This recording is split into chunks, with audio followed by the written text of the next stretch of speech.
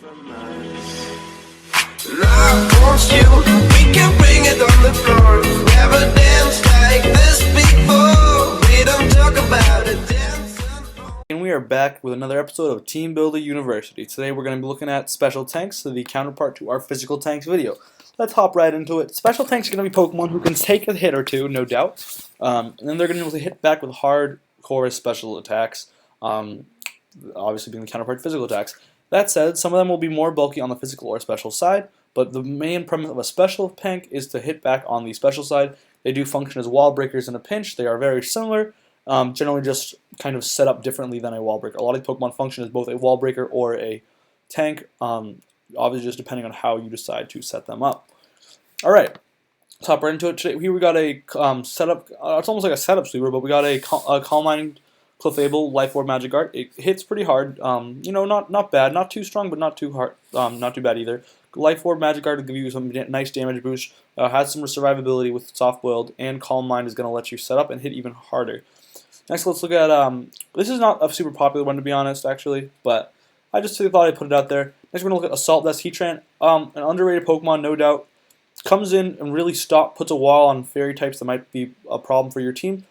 Hits back with really strong special attacks.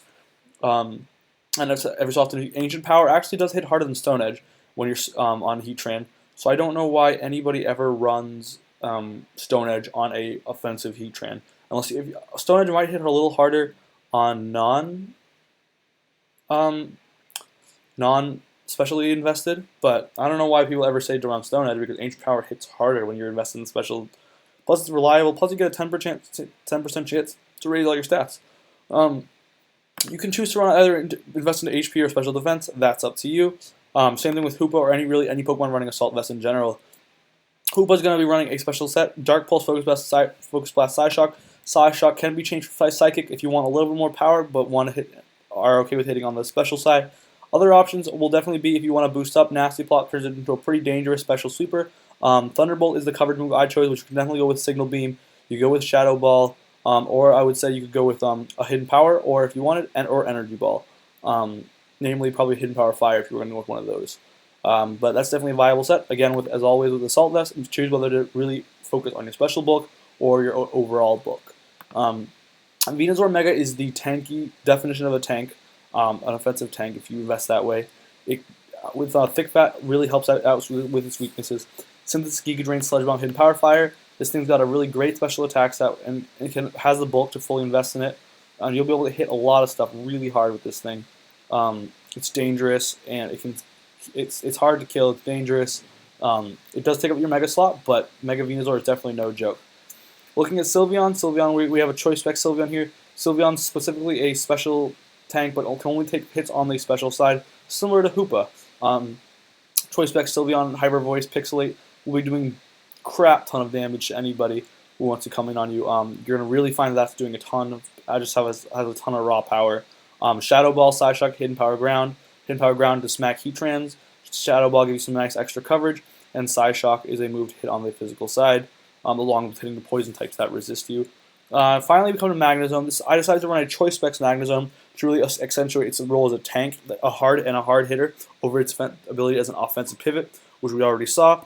Running the same set as usual, but this time invest into HP with a Choice Specs, allowing you to hit hard. Requires some prediction, but you'll be able to definitely sponge a hit with the HP investment. Magnezone has really great bulk, especially on the physical side. Really great natural bulk, so I'll be able to do some damage.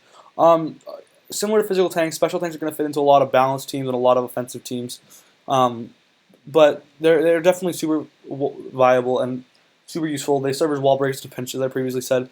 There's definitely some other options here that I didn't go over. A lot of Pokemon can be turned into a tank role. Things that come to mind are maybe Gardevoir, kind of tanky. Like other Pokemon, maybe Latias can be kind of tanky. Manaphy can be kind of tanky. Serperior can be kind of tanky, but I wouldn't call it a tank. Tyranitar is a physical tank, but it can also be a special tank if you want to. It can really serve any role, which is so good. What's so great about Tyranitar. Zapdos can be a special tank. It's pretty good natural bulk. Yeah, those are the Pokemon that come to mind. If we go to the BL tier, at least on the special side, nothing really pops out. Victini maybe is a potential option. That's about it, though, to be completely honest. Alright, so well, I hope that video was helpful, guys. Now guys know about some special tanks that you can maybe fit into your teams. As always, like, comment, subscribe. It really helps me out. And hopefully I will see you next time. Kraken Nation out.